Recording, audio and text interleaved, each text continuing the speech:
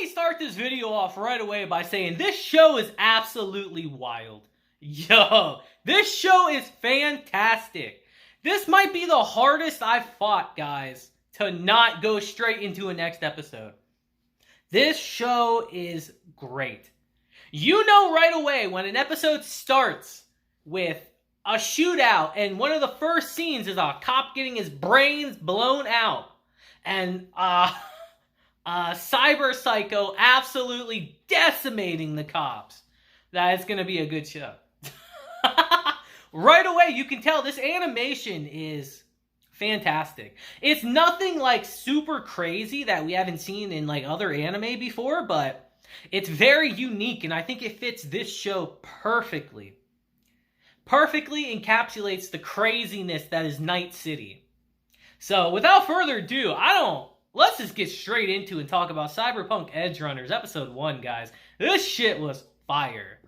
Now, our story focuses on David Martinez, who you would think would have a more cyberpunkian name, but nah, I guess not.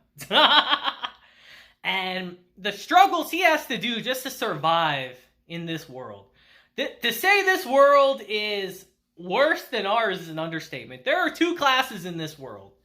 You are either an exec, you're either on the top, or you're at the very bottom. There's no in between. And our boy David is scraping the bottom right now. Now, David lives with his mom in this apartment. And I wouldn't say this apartment is luxurious whatsoever, but they're getting by. And his mom busts her ass to try to give David a better future.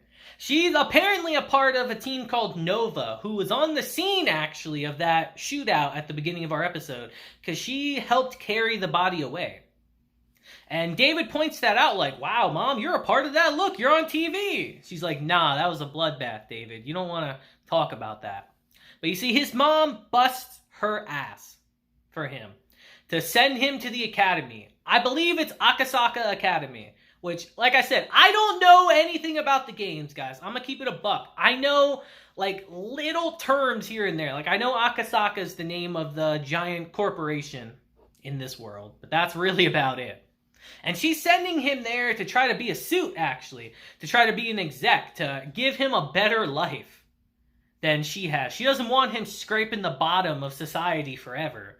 And she is doing the most so she can do it. But it's taking a toll on her. She's always exhausted, always beat down. And David, you can tell he's appreciative of it, but you can tell this isn't exactly what he wants to do. Because there's a chip apparently he needs for school as an upgrade. His mom's trying to tell him, hey, take the money and do that. I'm not busting my ass for you not to go to school. Take this fucking money, kid. And David, you know, he don't want to do that. But he says he will, and he's off. And as he's leaving, actually, we see that his mom apparently has the exoskeleton that the cyber psycho from the first scene had. Really showcasing she's onto some shady shit. Let's keep it a buck, guys. She's definitely up to something shady. Now, David's walk to the academy is actually one of my favorite scenes in this whole episode, because it perfectly encapsulates what I believe it would be like in this cyberpunkian dystopian world that he's in. Really showcasing, like, yeah, these are how people are. This is how the scenery is. This is how the world is in this world. And I think it really showcases that well. We see how deprived people are, how wild things really are for people in the gutters. I think he passes by a dude that has a cup on his dick. And that's just kind of wild to me, but it's hilarious at the same time. Really showcasing that, yeah, they don't give a shit what you do in the gutters, man. As long as you ain't breaking laws, they don't care. They don't care about you whatsoever. The class divide is real in this world. And as David's walking to school, actually, we get an interesting scene where he apparently smells a certain fragrance, I would imagine, as someone goes past him. And it really draws his attention. And he turns around and sees it belongs to this woman. And when he chases up there to go see where she is, she's nowhere to be found. Now, I'm not stupid, guys. I've seen the poster for the show. Like, I know she's like a main character for the show. I'm not dumb. That's the only reason I'm even pointing this scene out. But he is quite smitten, actually, right away. Now, when David gets to the academy, I think this scene perfectly shows the divide between the classes in this series. Like I said, if you're not an exec, if you're not a suit, and on the upper class, you are beyond trash. You are at the absolute bottom, the gutters. And this is showcased by the fact that David is ostracized in his class. By far, he stands out. No one likes him. Everyone dislikes him. They're all some prim, proper pricks. Remember that term, guys. I'm sure we'll be using it a lot. Everyone in his class is a prim, proper prick. They're all snooby, fucking snobby people that look down on him because he's from the street. Now, our boy David, we see in this scene, didn't use the money his mom was going to give him for the chip. He bought some faulty software himself and completely short-circuited the whole class, obviously making people hate him more. And when he gets called to the principal's office with his mom, again, we see the divide between the classes because the principal is being nice with them, but he clearly doesn't want David here either. He even says to his mom, like, it's not about the money, ma'am, about him being here. It's just the fact that he doesn't fit in with anyone here. He's not what our school strives to put out in people. So maybe you should put him into a different institution, you know? And his mom is appalled by that shit right away. Like, no, he's gotta be here. He deserves an education just like anyone else here. The principal's like, yes, but maybe somewhere else. Just showing right away that he don't want David there. Like, he's being nice about it, but he don't give a shit. He don't want David at the academy. And as on their way home, his mom starts chewing him out like, yo, why didn't you wait until I had the money for you to get this upgrade? Why'd you try to get a faulty one yourself off the street? Like, David, you know we don't got the money for this, kid. Like, I'm trying to do this on the up and up here. I'm trying to get you to have a better future. And it's in this scene that, if you pay attention throughout the episodes, you notice that David's got like a tick with him. Not as in the bug, but he constantly is bobbing his foot up and down, really showcasing that he's an impatient person. That he constantly needs to be doing something. I believe this scene will be significant later on. And it's here that David tells his mom, like, you know, I know you're working so hard, but why don't I just drop out, you know? No one wants me there. They all treat me like garbage. They treat me like absolute filth. Even if I did end up graduating, they'd never accept me. They won't want me to be a suit. They'd never accept me as one, and I don't want to be one either. And it's here his mom starts breaking down like, so tell me then, David, what am I busting my ass for? What am I doing this for? I'm working my fucking ass to the bone so that I can give you a better life that I don't have. So that you cannot be in the gutters your whole life. So that you can rise up. You're smart. You're talented. This is the time where you need to show these motherfuckers you belong. That you do belong here. You think they don't talk down to me like that at my work? Because they do. They treat me like trash. But I do it all for you. I do it for you, David. And we have a really nice scene between them, showcasing that David's not really that much of a prick, you know? He loves his mom. He realizes how much she's working so hard for him.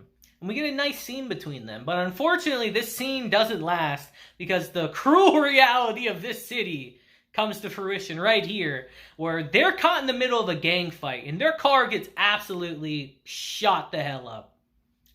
Just they are literally right in the middle of a gang fight. Their car gets shot up.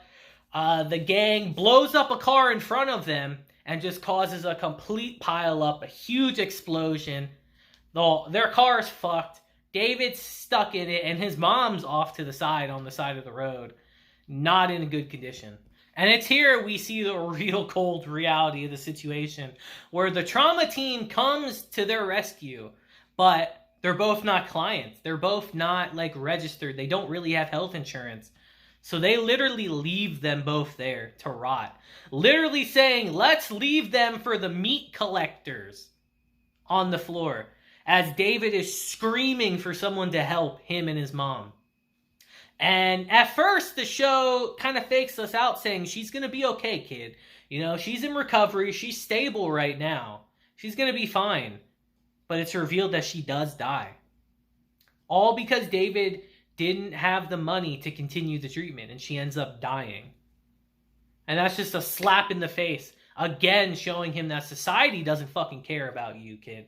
They don't give a rat's ass about you. If you don't got money, you're trash.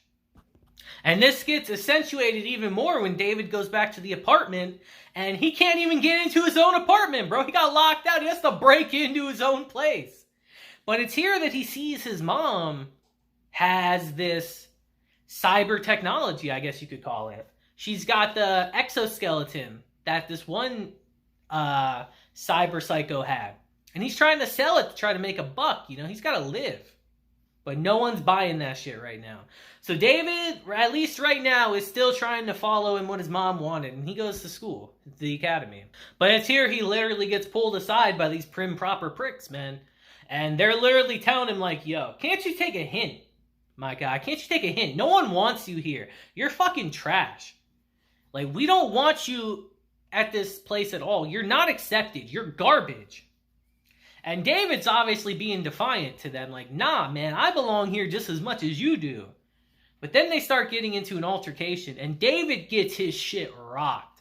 David gets his fucking ass kicked in this situation. Because this guy has an implant that apparently teaches him kung fu. Which is kind of wild. But, nah, David gets his shit rocked. And he is fucked. So it's here as he has to break back into his apartment again with the ashes of his mother that he tries to sell this nanosuit again. He needs money, man. Like, he's going to get kicked out of his apartment. Like, he's basically going to be kicked out of school at this point. No one wants him. No one's accepts him. He's at rock bottom right now. And when no one will buy this shit, David decides, you know what? Fuck this. And it's here he goes to Doc's place and he says, as Doc tells him, yo, I already told you, man. No one's trying to buy that right now. That shit's hot as fuck right now. No one's trying to buy that. Everyone's looking for it, but no one's trying to buy it, if you get what I mean. And David's like, nah, I'm not here to sell you this shit. I want this implanted in me. It's time I chrome the fuck up. And that's how our episode ends. This is a great episode, guys. I'm very curious to know what kind of shady shit his mom was up to. I really am. I'm very curious to know. Obviously, to send him to the academy, she had to be doing some shit. Because there's no way she could afford to send him there normally. So she had to have been up to something. Especially since she has this nanosuit. Or this technology. But y'all let me know. This show is so good. This show is so good, man. I had to fight so hard not to go to the next episode. I really did. I wanted to watch it instantly, but I was like, nah, I gotta sit down. I gotta do this video for y'all. So you let me know what you think about this show. This show is like a breath of fresh air, honestly. I'm really digging it. I really enjoy it, truthfully. And I'd love to hear your guys' opinion down below. I can't wait till Wednesday now when we do our next episode. It's going to be flames. It's going to be great. I hope you guys are excited too. But until then, guys, I hope you have a great day, week, month, and year. And until then, deuces, have a blessed day, and, yo, fuck the upper class in this show. They're all trash. I'm just saying, they're trash. I'll see you guys next time.